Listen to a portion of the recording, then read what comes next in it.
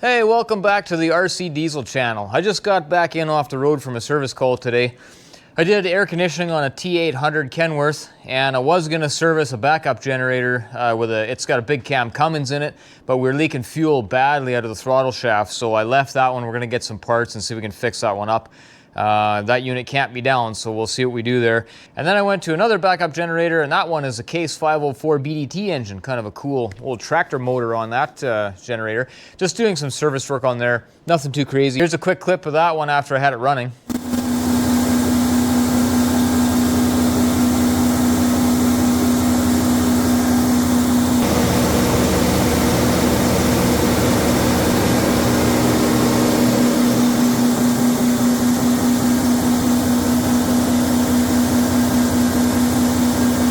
Pretty cool unit, eh?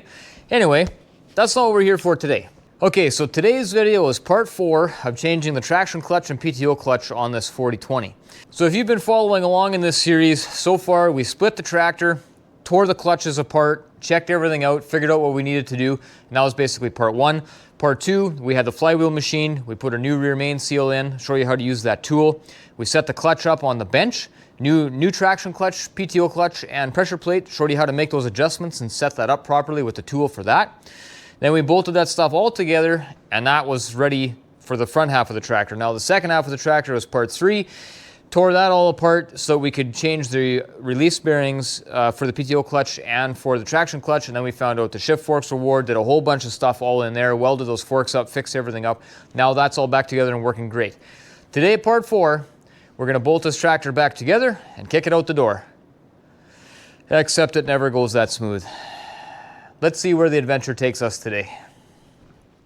This thing is ready to bolt back together. We got our thrust bearings replaced in here. We got a new collar, we got our new grease collar.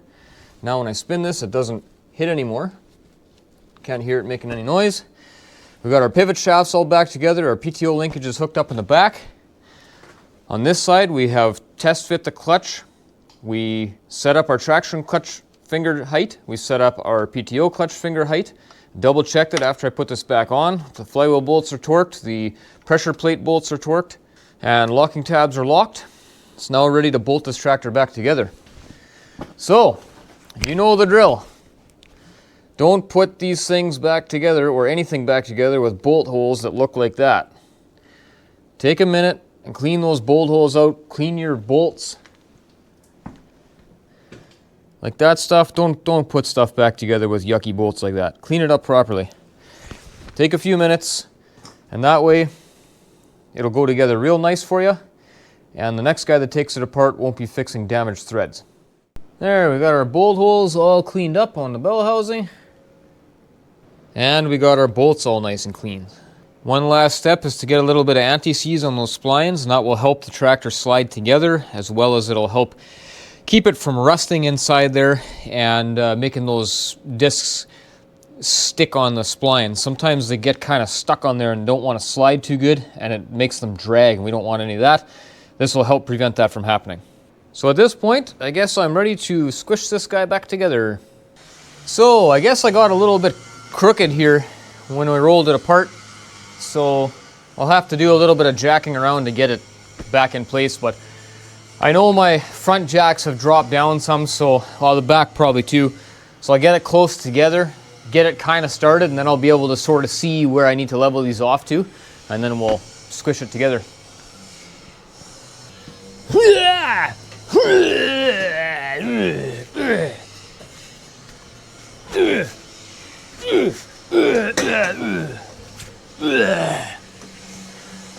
It helps if you grunt. Just gotta watch all my lines on top and make sure nothing's getting caught anywhere. Ooh, we're pretty close. No, we're way off. Oh man, I'm off by like, I don't know, an inch. Okay, I gotta go find a big bar. Hang on a minute. Yep, found it.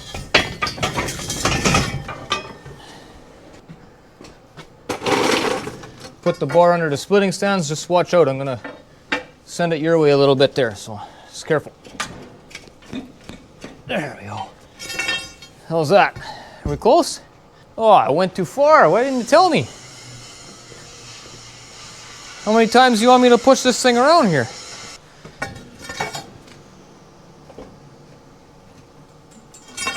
Oh, look at that. It rolls itself together now. It's so close. Okay, at this point, I'm going to lift both of these up a little bit, it looks like.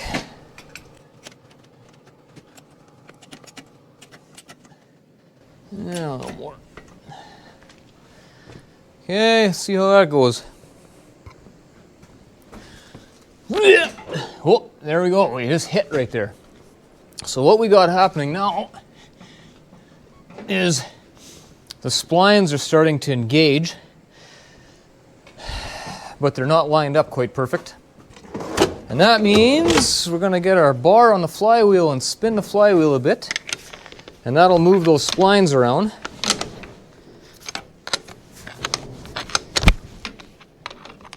Hopefully that'll be enough to get it to start splining together.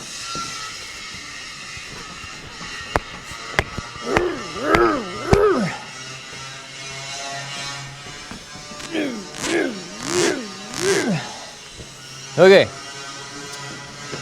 so what I gotta do is I gotta block these wheels as I push on it so that it can't keep rolling back, so we can put a little bit of pressure on those splines, and then as I roll that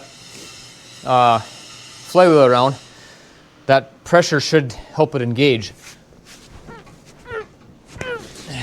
I can't get the blocks in there enough, eh? I don't know if that's enough or not, we'll have to see.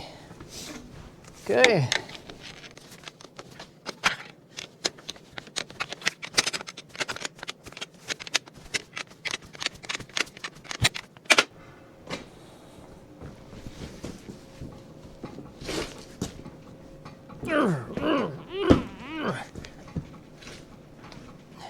Gonna check here. So we're 2 3/8 there. Oh, and we're a little, yeah, we're just over 2.5 on the bottom here. 2 9/16 we'll call that. So we're a little bit high. It should still work though. Oh, my throttle linkage was jamming. That's probably where the problem is. Gotta keep your eyes open on stuff like that.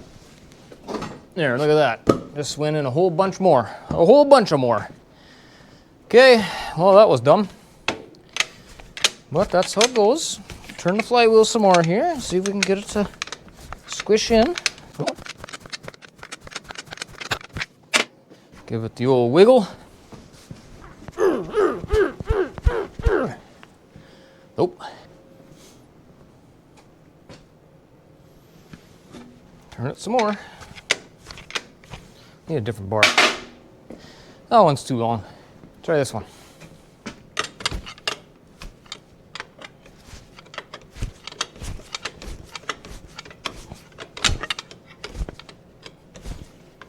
This is where it's nice to have two people. You have one guy up there at the front kind of rocking the thing back and forth, pushing on it, and then another guy turning the flywheel. And it's usually wind up getting it splined a little quicker. You saw it just jump in there a bit. Now we're on to the next spline. We're getting very close to splining the traction clutch here now. Yeah, there, I just saw it move a bit. Should be able to go in some more. Oh, maybe it wasn't enough. Oh, it did go in more though, because I can't get the bar in here. Oh, I can still, just barely.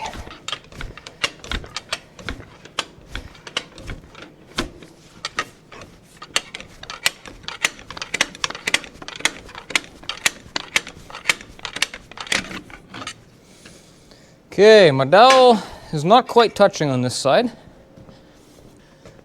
We're not quite touching here. So we're very close, but I'm too high here. I'll show you what I mean by that. And see how my dowel is lower than what the hole actually is there.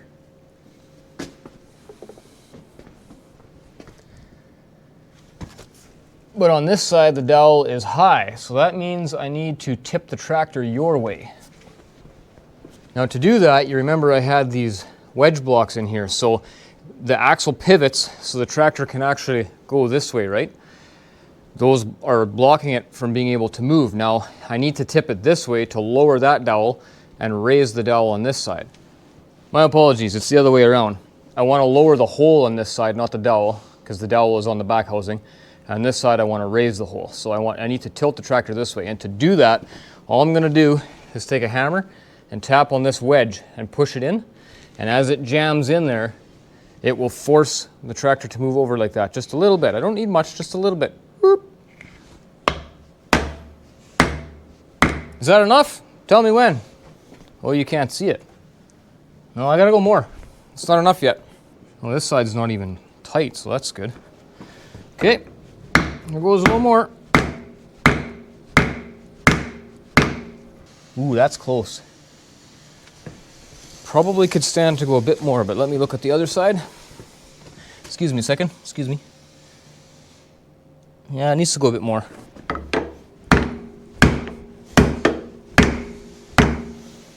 Excuse my head, excuse me. Yeah, now we're pretty close. I am crooked though. I gotta go that way.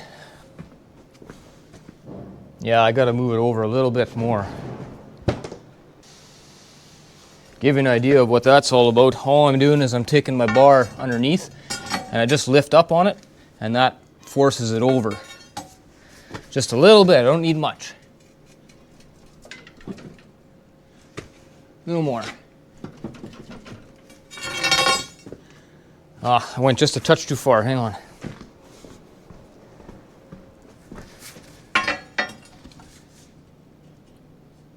There, right there. There, see, you're getting to learn all kinds of cool stuff. Now I'm going to see if I can push that in a bit more. Nope, not yet.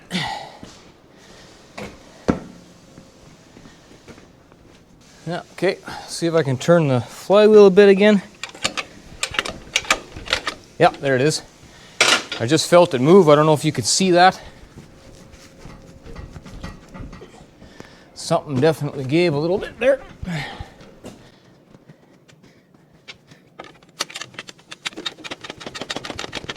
I'm just winging the flywheel over some more, just trying to get those splines to kind of fall into place a little bit.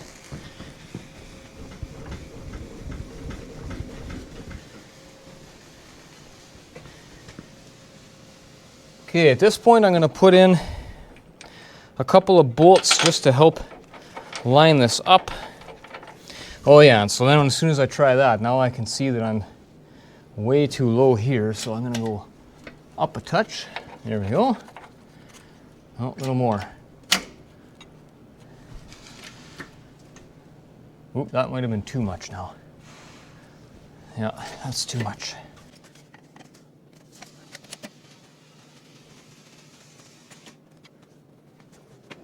Okay, looks like I gotta tip it this way more again. So we'll go back to my hammer, knock on my block of wood. That's very close here. What's your side look like? Yeah, I can go a bit more. It looks like it's hanging up on the dowel right there, so if I push this over a bit more, it should pop in. Let's see if I can get a bit of pressure on there, so that once it hits the right spot, then we'll know, right? Did it move? I couldn't tell. Ooh, we're close. We're just not quite there, and I'm almost out of room on my block there. I'm gonna use a bar and just try and push it, I guess.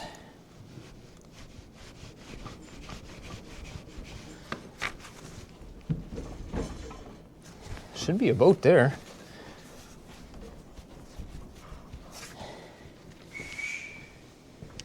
Oh yeah, this dowel started now. So that side must be too then. Coming to look. Yep, we are in the hole now. And see, that dowel is now started. Now, can I wiggle this thing in there? Not quite, eh? I can't get at the ring gear anymore because there's not enough gap here anymore, so I got to do it through here or through the bottom. Let's try and move that engine a bit and get things wiggled in place. A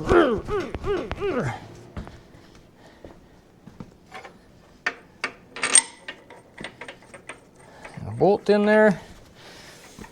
That's a good sign when you can get your bolt started.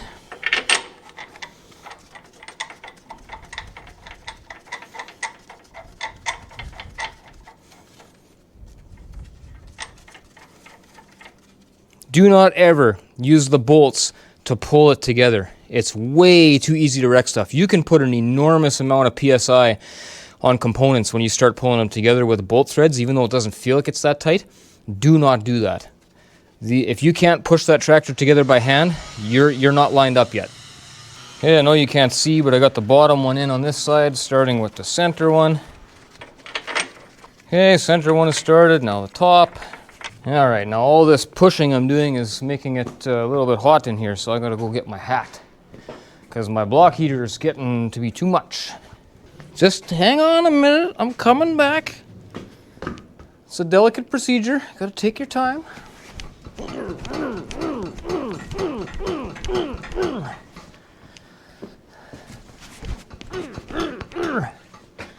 There, you see that? It's almost totally together. I just need to help this a little bit with my jacks. Bring that one up a bit. That one up a bit. That one up a bit.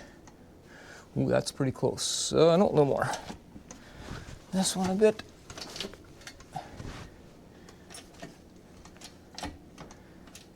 And to get the gap even from top to bottom, it'll slide together way easier then. We are basically there, folks.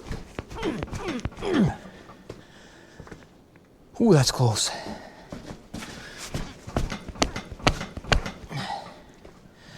All right, that little tiny bit, the rest of that I'm going to do with my bolts because at this point everything is splined up. That 1/8 of an inch shouldn't be a problem.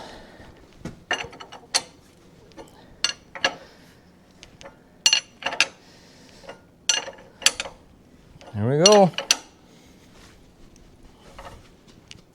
All right, I got to tighten these big bolts back up and then put the small ones back in on the pan, and that's it. So that is about as good of a video as I can do as far as unsplitting a tractor. It's about as good as I can do it. I hope you enjoyed that. That was kind of fun. Now just give me a few minutes and I'll go around and torque all these bolts up. All right, bell housing bolts are all in. Now I'm always talking about not cutting corners when you're doing this kind of work. I'll be real honest with you guys, I don't usually torque bell housing bolts with a torque wrench, and let me show you why. There's my 3/4 torque wrench. It don't fit. There's no way you're getting a torque wrench in there. And most of the time, that's exactly what you find. Bell housing bolts are usually in a location where you just can't get a torque wrench on them. Now I know you guys are going to say, well, use a smaller torque wrench. Well, the problem is my 1/2 inch torque wrenches only go to 250 foot-pounds. These are supposed to be around 300. So I need a 3/4 inch torque wrench to get on there, and it just doesn't fit. But torquing is actually a very simple thing. 1 foot-pound of torque is just simply applying 1 pound of weight at 12 inches from center. So it'd be right there. So these are supposed to be torqued to 300 foot-pounds, so that would be 300 pounds at 12 inches.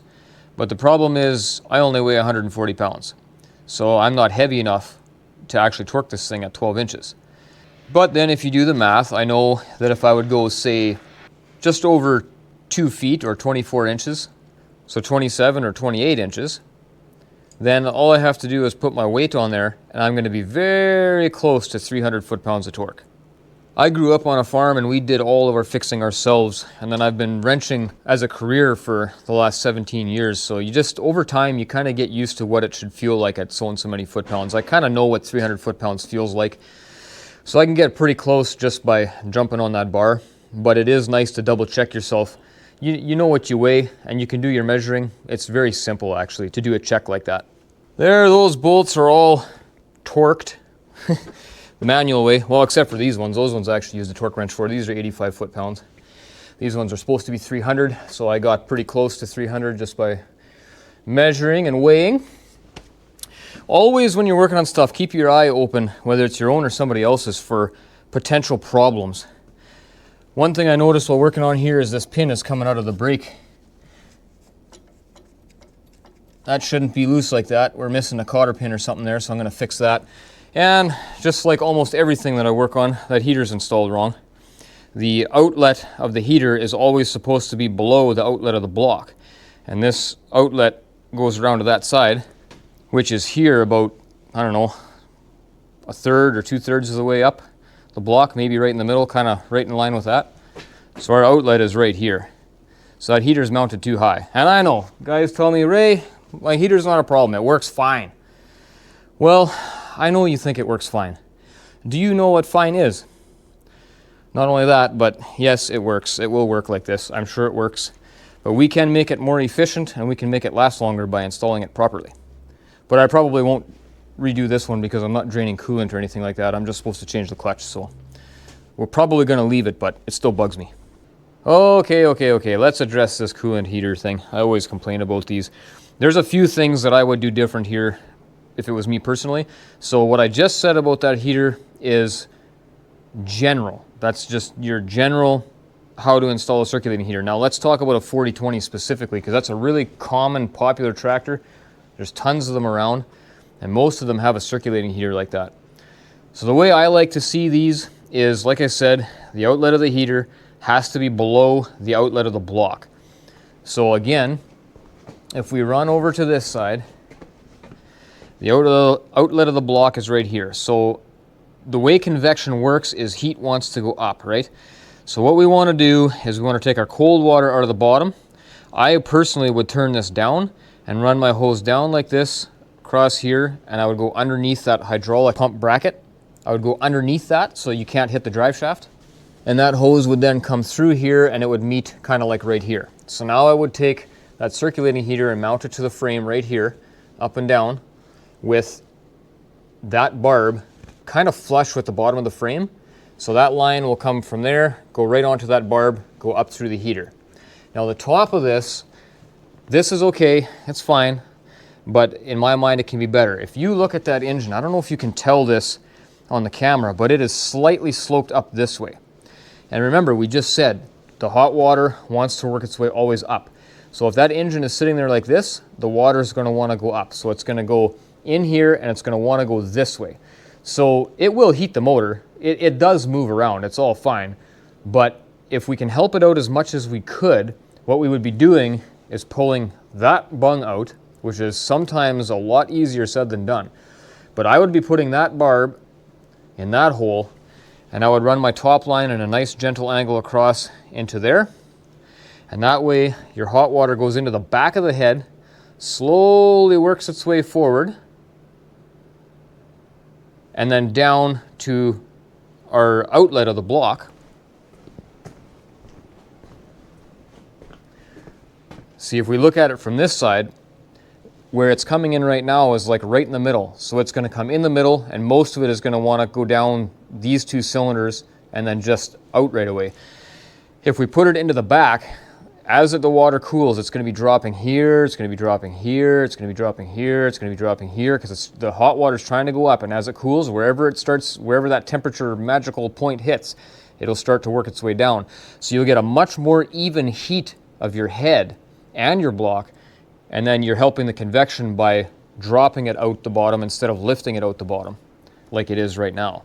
Another common mistake I see, not so much on 4020s, but on even like 4430s and 4440s and stuff like that, they have a water manifold like this, and they have a bung in the thermostat housing. Your thermostats are in here, and guys will plumb their circulating heater into that bung. Well, the problem is all that hot water is coming in right at the thermostat, and so that thermostat starts to open, and a lot of your water will just cycle through your rad. It doesn't even heat the motor.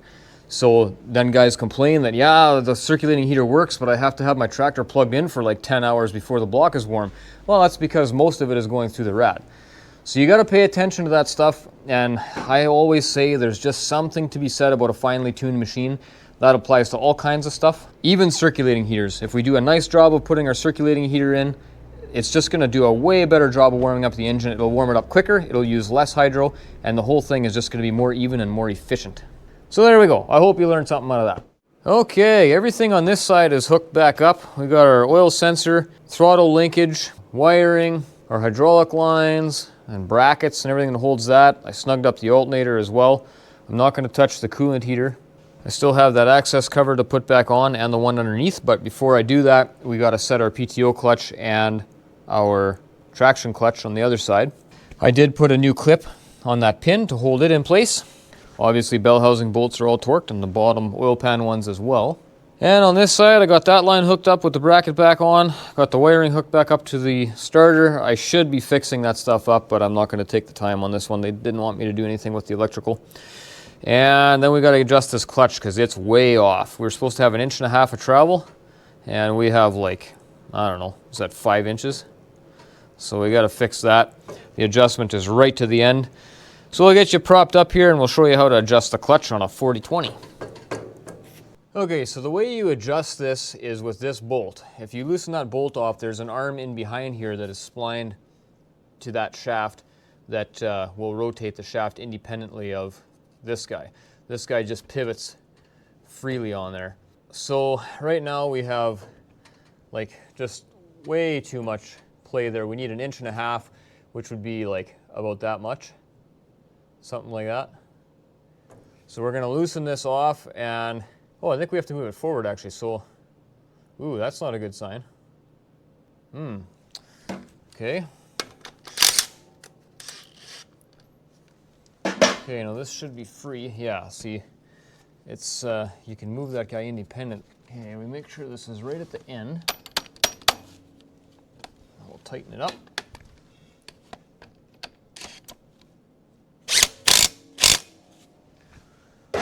Okay. Ooh. That's barely enough. You're at a bad angle to actually see this properly, but I just want to see here. Yeah, we're 1.75 inches. We're a 1/4 inch too much free play. I don't think I can adjust that though, because on this one there is a timing spline. There's a dead spline on there, so I can't actually adjust that.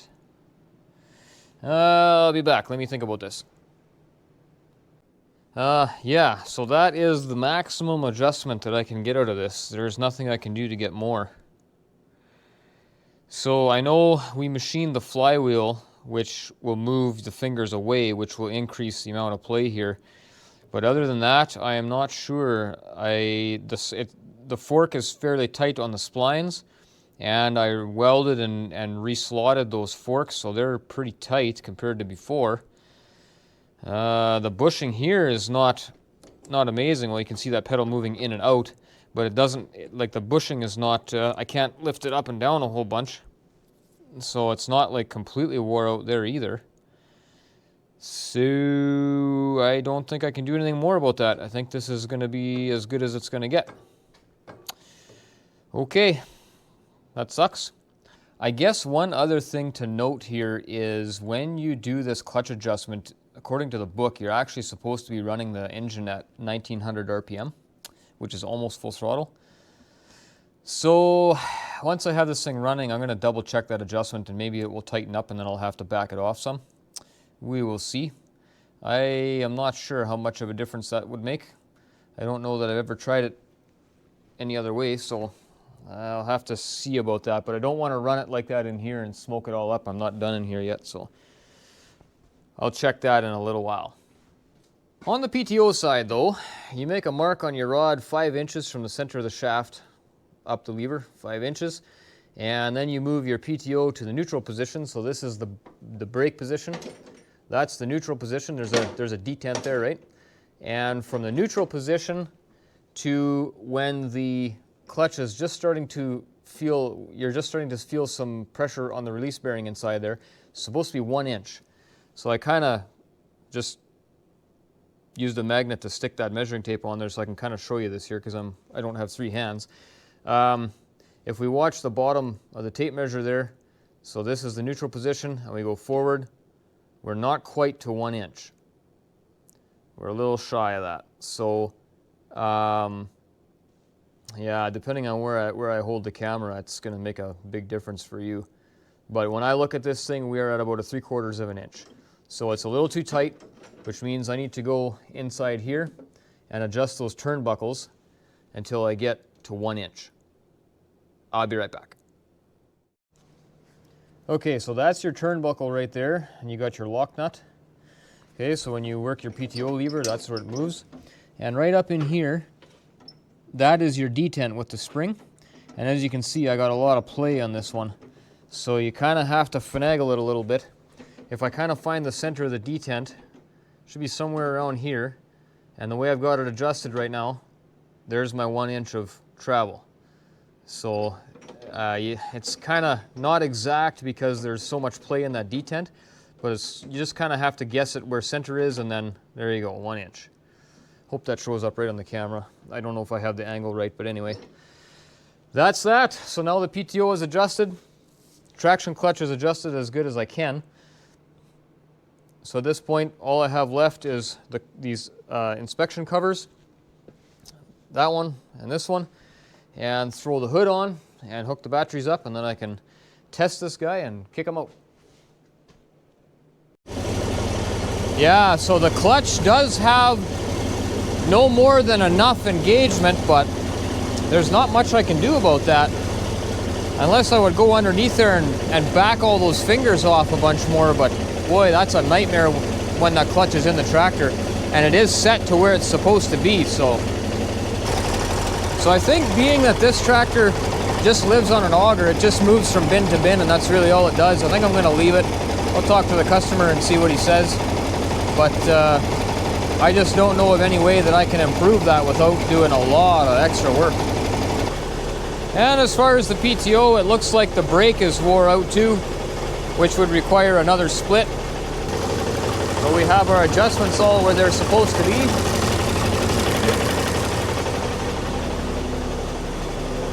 And so other than that, it does work.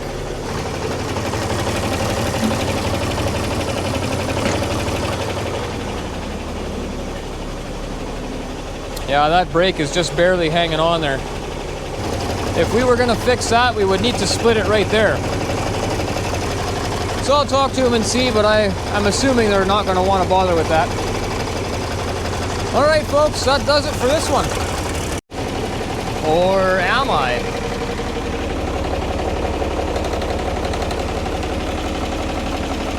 Oh boy.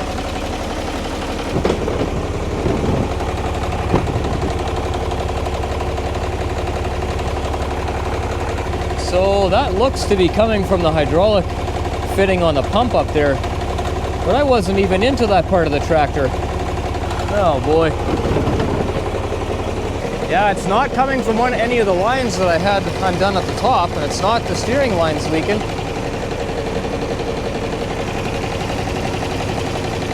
Great. Oh, that is the crazy thing about working on old tractors. That just happened out of nowhere. I never had anything to do with anything in underneath there. All I had to do with was just undoing these two lines and then the stuff up there, but clearly it's not coming from the top.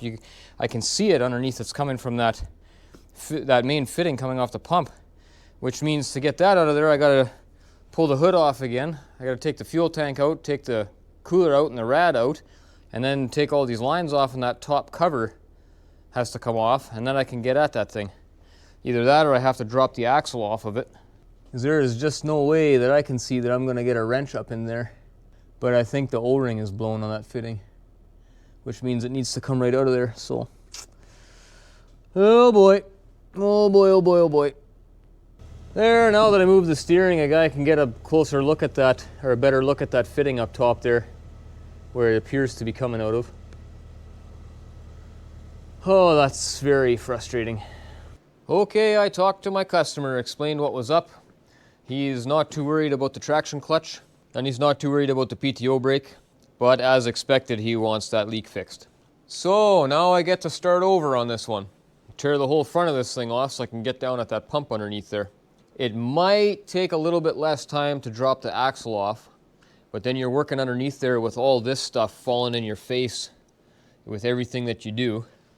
And it's still inside that belly pan, which is tough to get wrenches in there to get those lines off. It's just a miserable spot. It's hard enough to do it from the top when you have all kinds of room and you're not having this junk falling in your face and your eyes all the time. So I really don't want to lay underneath there and try and accomplish that. So I'm going to drain the fuel tank, drain the coolant, take all this stuff off the front, and then I'll have nice easy access to that pump. I can clean this all up in the front here and everything.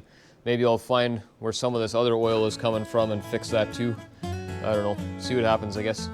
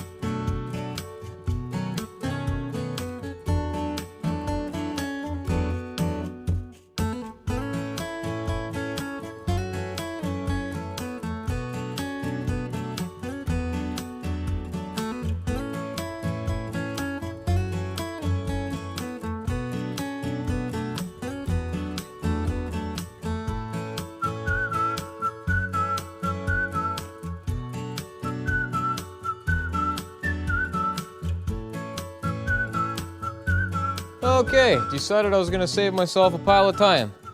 I was contemplating this, thinking about my steps of tearing this all apart, and all of a sudden the thought occurred to me, well, why don't I just take the side frame off? And then I have access to that fitting right there. That guy right there. All you 40-20 gurus out there are probably yelling at me the whole time, just take the side frame off, just take the side frame off. Well, I'm sorry, I didn't know. I never did it this way before. Oh, you learn something new every day. I haven't worked on that many 40-20s compared to a lot of other stuff, so that's a pretty cool trick. All I needed to do was access that fitting, but you can see how the way the frame is made underneath here and stuff, like there's just, you can't properly get a wrench in there and swing it to undo that fitting. Let me clean that fitting off so you can see how it actually sits in there. There we go. Now we can see it really good there. So it looked like the O-ring was leaking right up against the pump. It's really hard to tell looking from the bottom up down there, but I think right now, just to make real sure, I'm just going to start this thing up and take a peek at it and just see what's for sure that that's what's going on. Because I don't have enough of the tractor apart that I can't run it. And I would say at this point, I can probably put the fuel back in the tank too.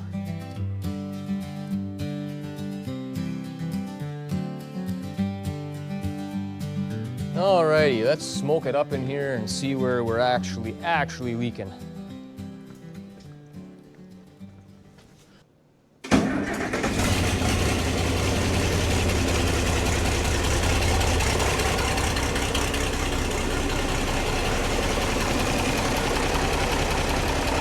Yeah, coming right out of that fitting. I wonder if there's any chance I could just tighten that up.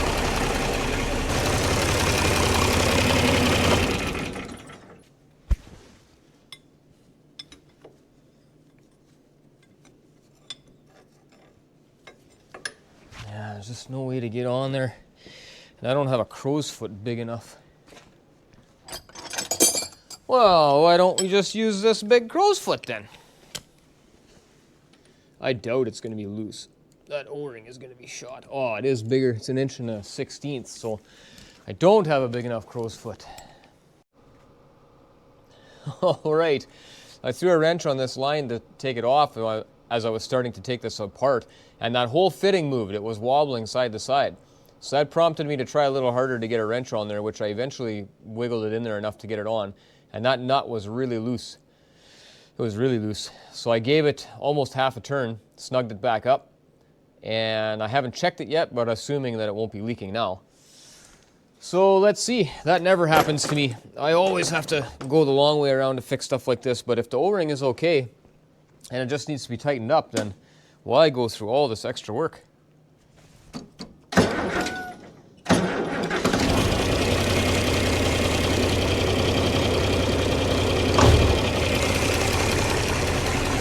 How are we doing here? Ah, look at that, eh? Oh, that is awesome. Saved all kinds of time by taking that side frame off and just tightening the fitting instead of taking everything apart. Ah.